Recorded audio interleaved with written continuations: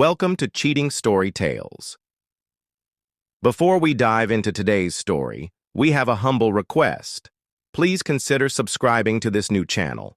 Help us hit our first milestone of 1,000 subscribers. Your support will motivate us to keep bringing you more exclusive original cheating wife stories. And now, let's get started with today's story. Who would have thought that the birth of my first grandchild would lead to the possible destruction of my 24-year marriage to Jane? I'm sitting in the back of this rented utility van just up the street from my daughter's home, hoping what happens next doesn't finish what I've considered a very loving and wonderful marriage. According to my daughter, Sarah, Jane typically goes for a long jog around noon on the days she visits her grandson. Sarah says Jane comes back after an hour or so, looking fairly flushed from her workout. I'm here to see what Jane's workout really consists of. My name is Bill Jones, and until a month ago, I was living the dream.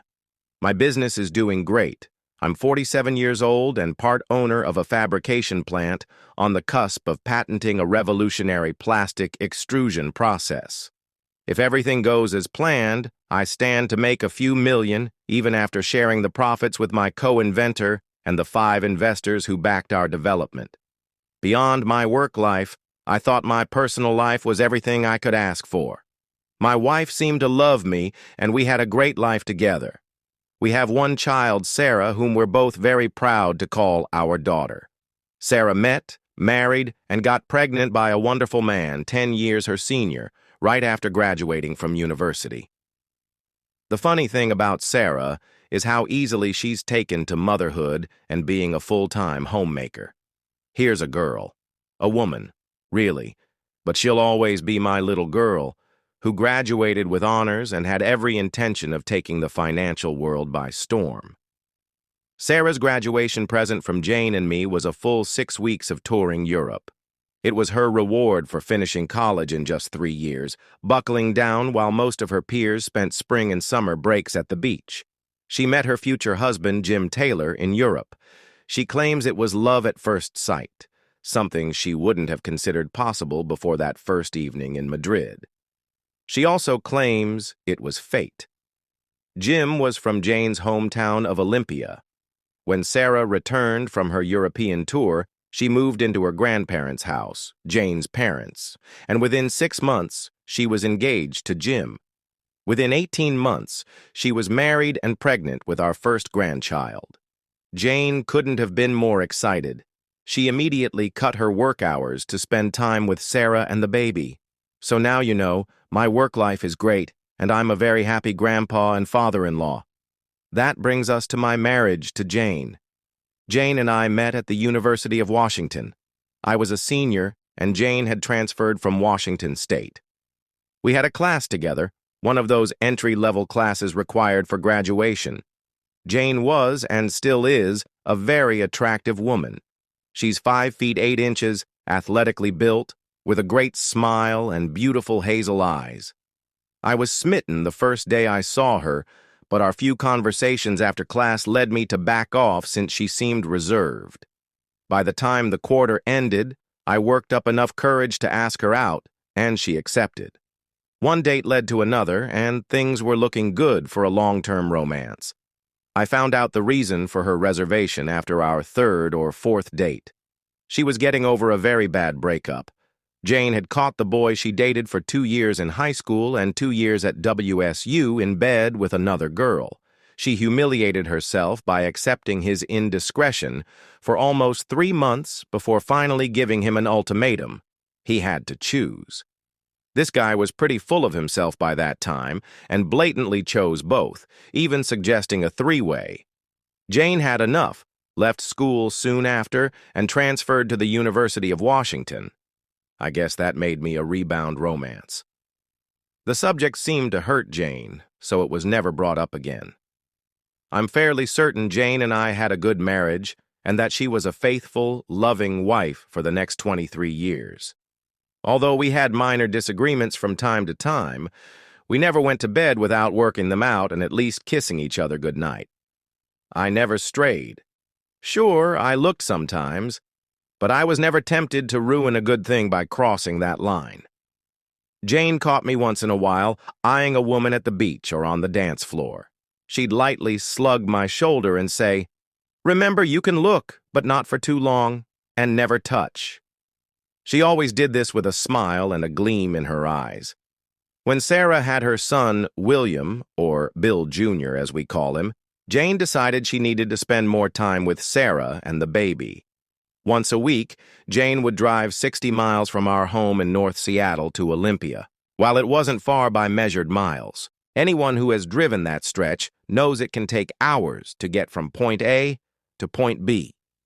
After a couple of months of driving back and forth on the same day, and with winter approaching, Sarah bought a daybed and set it up in their study so Jane could spend the night. This way, she could drive down in the morning, stay overnight, and come back before rush hour the next day.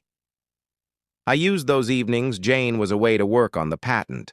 The routine worked so well that Jane continued staying overnight in Olympia, even after the weather improved the following spring. Saturday, June 27th, Bill Jr.'s first birthday. Sarah and Jim planned a barbecue in their large backyard to celebrate the event. 2 minor incidents occurred during the picnic, and both would later play a role in piecing together this mystery.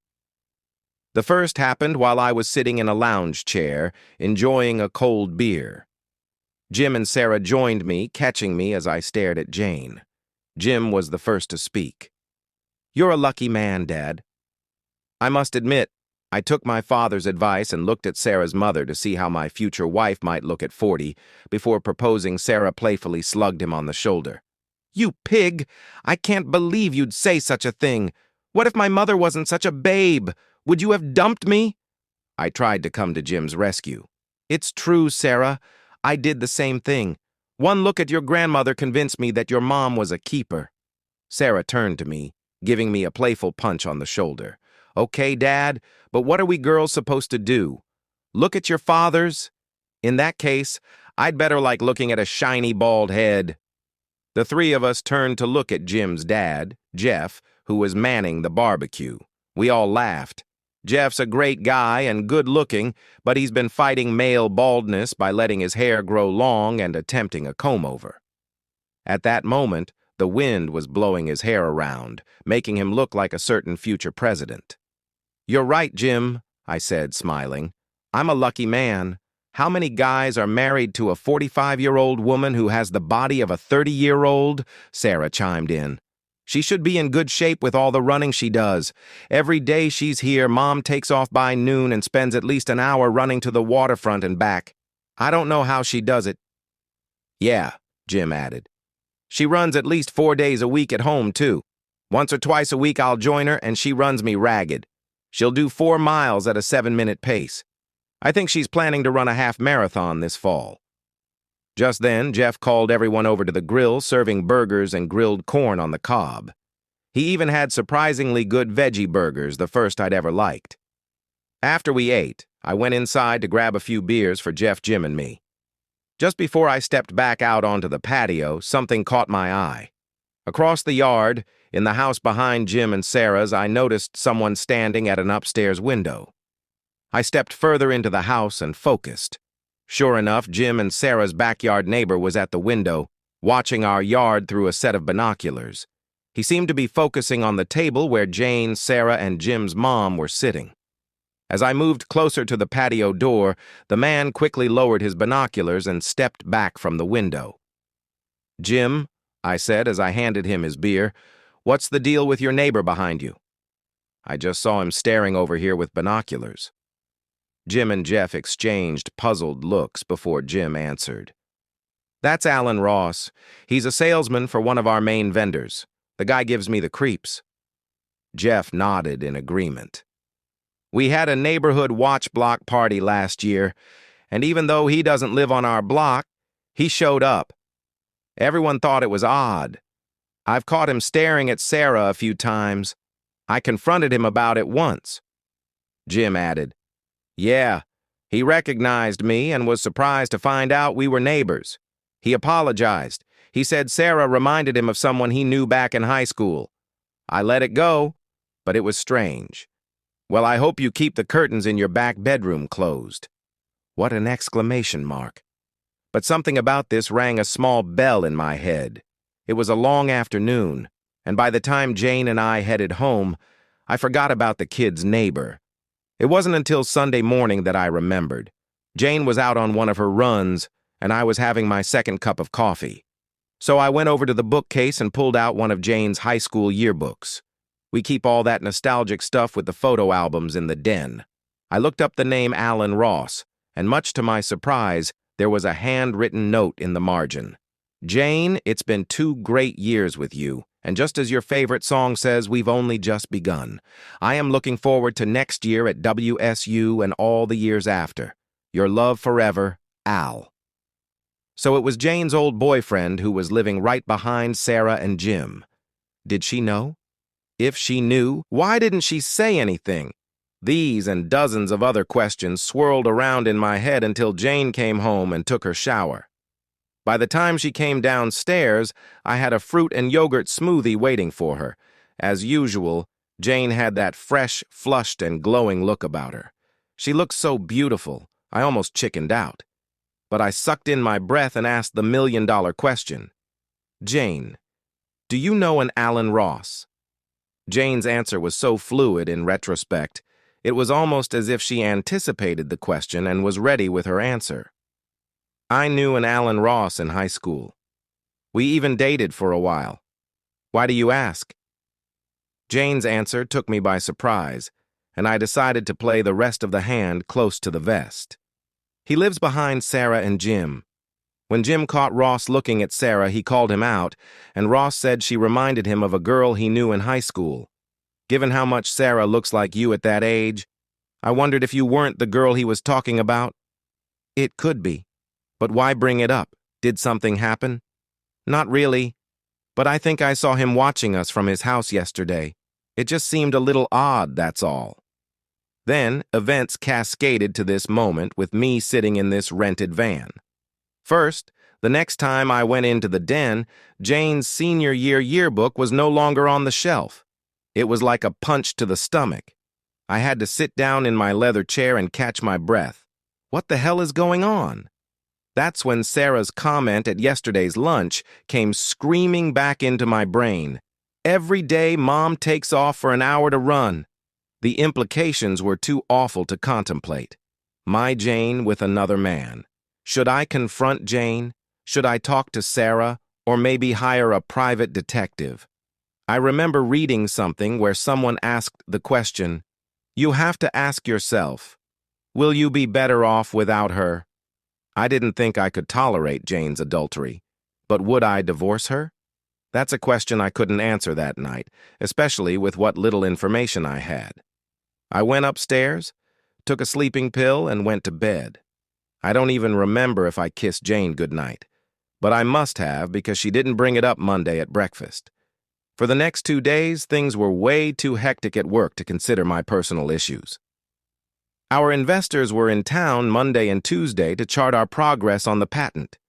It would be impossible to answer their questions and at the same time try to come up with a plan of action related to my marriage. I'd have plenty of time once the investors left Tuesday afternoon. Late Tuesday afternoon, I dropped the investors off at SeaTac. As I headed back to the house, I called Jane's cell. She was spending Tuesday and Wednesday at Sarah's. When Jane didn't answer her cell, I called Sarah. Sarah, hi. I tried to call your mom, but she didn't pick up. Is she there? No, Dad. Mom went over to Cindy Sullivan's tonight. I think she's an old classmate of Mom's. Funny. She never talked about her before. Is this a regular thing with Cindy? Not regular. Maybe every few weeks she goes and meets someone she knew when she lived here. She's usually home by 10, unless she's had too much wine and spends the night. Mom says it's always nice to get together with the women she grew up with. She says she still feels closer to the small-town girls than she does to the women up in Seattle. After living here in Olympia for the past 3 years, I can see her point. Yeah, it's too bad your mom never really clicked with the Nordstrom crowd. She always has been more comfortable in jeans and boots. Maybe when I retire, we can make that happen. Make it soon, Dad. Jim and I are planning to have more babies, and it would be nice if all four of their grandparents lived close by. Sarah, you never cease to amaze me. I never dreamed my ambitious little go-getter would be talking about having a pile of kids. Just found my dream guy and found out I like being a mom. You and Mom can take most of the blame. Okay, Sarah. I'm pulling into the drive now. It's a nice night, and I think I'm going to jump on the Harley and take a long ride this evening. Tell your mother I won't be answering my phone because I'm on the bike. Good night. Dad, ride safe. It was a nice night for a ride, and I had a destination in mind for this evening's ride. By the time I pulled into Alan Ross's neighborhood, it was dark. Just enough light as I rode slowly past his house to see a red Mustang Boss 429 in the drive in front of the two-car garage, and no sign of Jane's Volvo. I was just about ready to give the bike some throttle when something made me pause. The license plate was one of those vanity plates the state sold for a premium. It had a WSU Cougar emblem on the plate, and the license number was Ross Boss. Why would a guy park his expensive sports car in the drive instead of in the garage? I rode a block and a half, down the street to a school. It had one of those circular drives in front of the school buses. I parked the bike and pretended to do some repairs on the Harley. I had the seat off just in case. I kept an eye on Ross's house while I pretended to fiddle away. Lucky thing, too. Olympia is still a small enough town that a guy on a motorcycle can attract attention. Within a half hour, a police officer stopped nearby. Need anything? Not really, but thanks for asking, officer. I thought maybe I had a short in the electrical system, but it turns out the last mechanic didn't tighten the negative cable on the battery. I'm just finishing up and I'll be gone in 10 minutes. I made certain to look the officer in the eye while we chatted. What are you going to do if that doesn't fix it? He asked. My daughter and her husband live on 3rd. I'll just walk it down there, but I think I have it. Thanks again. The cop took off, but I saw him cruise by a few streets down. When I was putting on my helmet, the bike was started, and the headlight was on, so he left me alone. It was very dark now, and Ross's Mustang hadn't moved. The next bit was going to be tricky, and maybe more than embarrassing if I was wrong and got caught. I started toward Ross's house with enough speed to cut the engine and coast to the front of his house. I stopped the bike, ran up the driveway, and had to get on my toes to look inside the garage. Through the windows near the top of the garage door on the right side was a Mercedes S-Class convertible, and on the left side was my wife's Volvo. I don't know how I did it. Maybe the past 3 days led me to believe that I'd find exactly what I did find, and it wasn't as much of a surprise. But I had the presence of mind to jog back to the Harley, fire it up, and take off like a bat out of hell. I rode for 20 minutes, pulled into a tavern near the military base, and took out my cell. This time, Jane picked up. Hi, Bill. Sarah said you were out riding tonight. Are you home? Almost. How about you? What are you up to? I asked. I'm over at Cindy Sullivan's, an old friend from grade school and high school. I think I'll end up spending the night here. I've had a couple of glasses of wine, and I think I'm over the limit. I feel okay. I just don't want to take a chance. That's good thinking. Listen, I needed to talk to you tonight because the meeting with the investors ran into a couple of snags. I'm flying out tomorrow and won't be back until this all gets straightened out. Sorry to spring this on you at the last minute. Oh, Bill, I'm going to miss you. If you're going to be out of town, is it okay if I stay here in Olympia until you get back? You know how much I hate staying home by myself. No, go ahead and stay with Sarah. I'll give you a heads up before flying home. It should be Saturday at the latest. Bye-bye, Bill. I love you. Damn. Why did she have to go and say that? It just made her betrayal that much worse. I really wasn't going out of town, of course. I just didn't want to deal with Jane while I set up the rest of my life. I rode home, trying to see through a couple of misty thoughts. Eyes.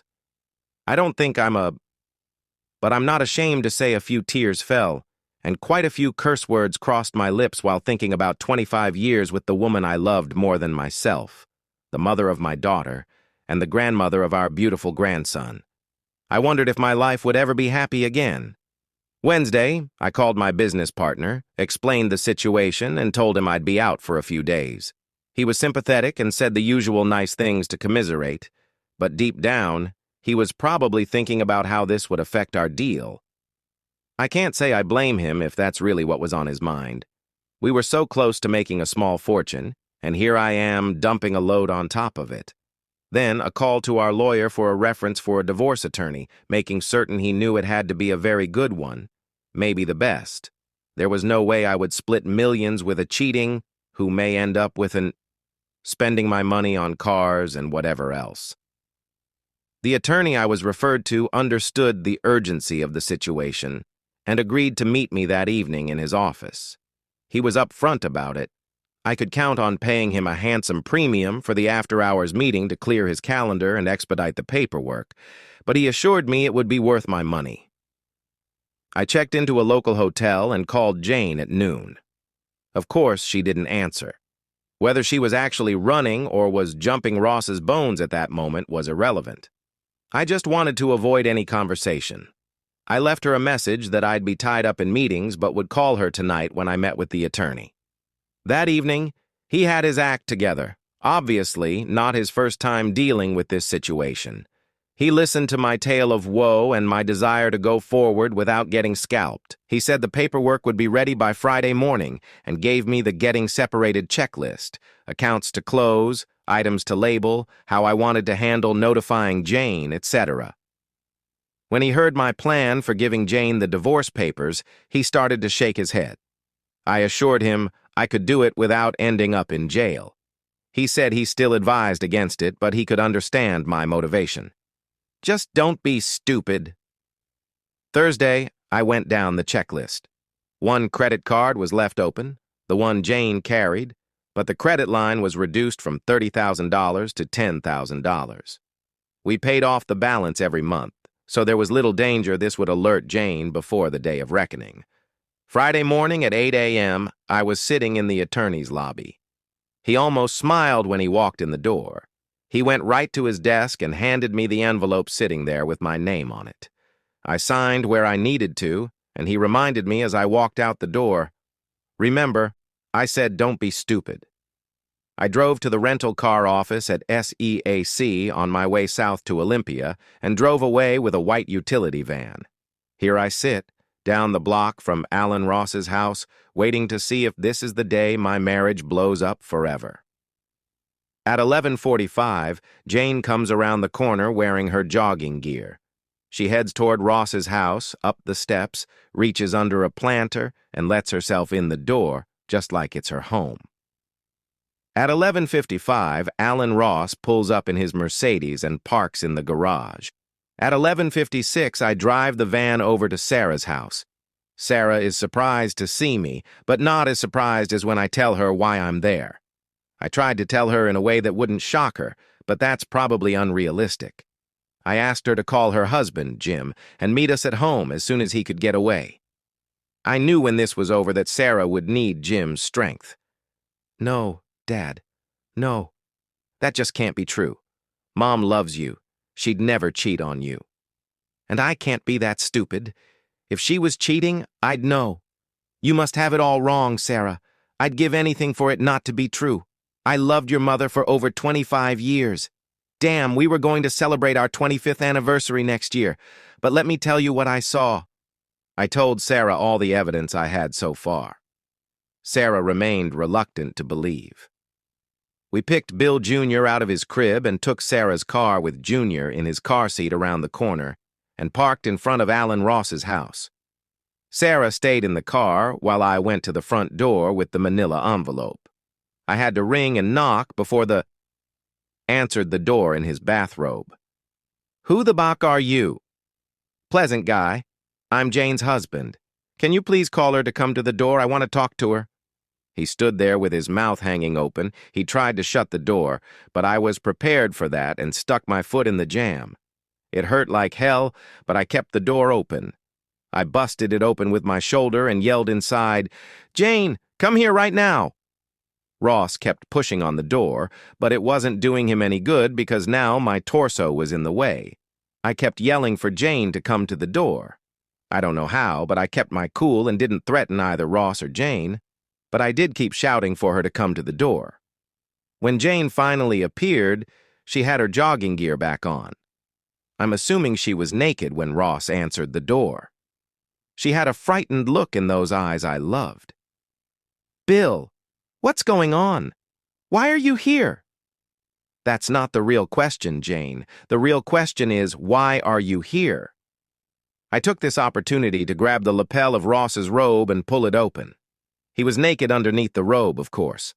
Jane looked past me at this moment. The three of us were still standing at the door. I turned around and saw what Jane was staring at. Sarah was out of her car and watching the entire episode. "You had to bring our daughter? The fight was mad at me." "No, she wanted to come because she said there was no way her mother could be cheating on our marriage. She was anxious to prove this was all a figment of my imagination. You can be pissed at me all you want, but I didn't make this mess. You did." I was starting to lose it, so I needed to back out now. I handed Jane the manila envelope. She touched it as if I handed her a live grenade. "I'll be staying with Jim and Sarah tonight. You can stay with your long-lost boyfriend, read the paperwork, get a lawyer. Don't come home until you understand what's in those papers and you can abide by the terms. I'll have Jim bring your suitcase and personal items from their house. I don't know what Sarah and Jim are going to do from now on. That's their decision, but you and I are getting a divorce. Goodbye, Jane." I turned and walked away. I thought I heard a wail from Jane, but Ross was slamming the door too hard to tell for certain. "Dad, I'm so sorry. You better drive us back to the house. I don't think I can make it." Sarah practically collapsed in my arms as I opened the passenger door for her. While my life sucked from that moment and for months to come, I don't think it compared to how much worse it was for Jane. Jim was shocked when he was told about Jane and Alan Ross. He was so pissed that for months he refused to allow Jane in their home or to see her grandson. Sarah didn't argue with Jim. If Jim was pissed, Sarah was livid. I was in their home when Jane called Sarah to talk. Sarah basically called her own mother everything short of unfaithful woman and told Jane that she may never forgive her for breaking her father's heart. Ross lost the Taylor account, and thanks to a call from Jeff Taylor to Ross's boss, he eventually lost his job. Ross blamed Jane for his run of bad luck and ended up throwing her out of his house. Jane ended up moving in with her folks. Sarah later told me Jane's mother and father weren't happy with the situation, but realized Jane didn't have too many alternatives until the divorce and the financial settlement was finalized. The divorce was final within 6 months. My battery of lawyers worked it out that Jane doesn't get a thing from the sale of the patent.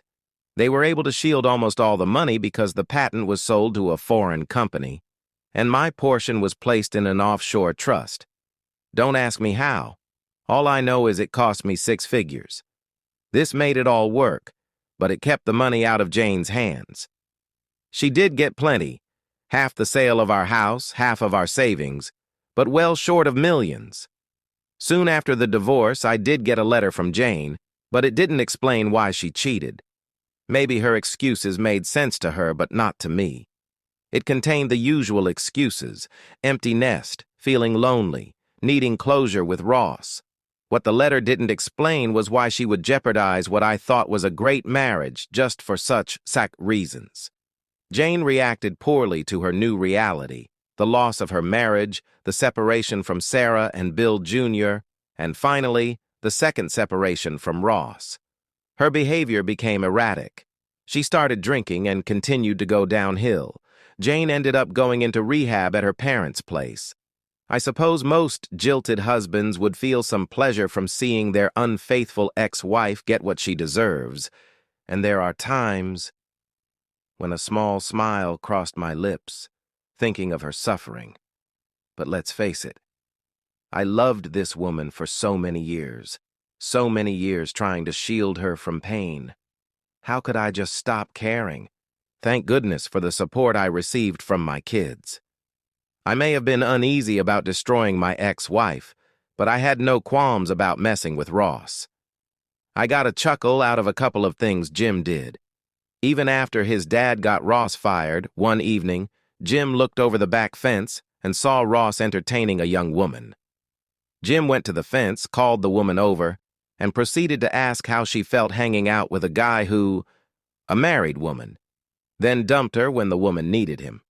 Jim laughed when the woman walked out the side gate. He watched as Ross walked out of his back door carrying 2 wine glasses and looking around the yard for his date. Jim did the same thing a few weeks later when Ross was entertaining a group of friends in his backyard. Jim stood at the fence and asked the group what they thought of their scumbag friend. But the last straw for Ross came a month later, when I was helping the kids with their move to a new home. Sarah had to get away from Ross, and they needed a bigger place since Sarah was pregnant again. Ross was out back cutting his lawn.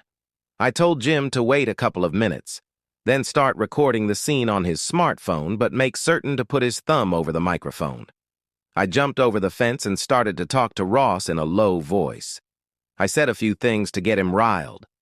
Ross was so pissed that he took the bait. Jim caught it on video. I was standing with my hands at my side when Ross took the first swing. I was ready for it and ducked enough to only get clipped. My first roundhouse caught Ross right in the nose. The sound of his nose crunching and the sight of the blood made my heart swell. The second roundhouse caught Ross in the solar plexus. Ross doubled over and began puking. I had to back up fast to avoid getting my shoes covered with his bile. As he leaned over puking, I grabbed his ear, twisted the hell out of it, and whispered, "Next time you won't be so lucky. Next time you'll get seriously hurt."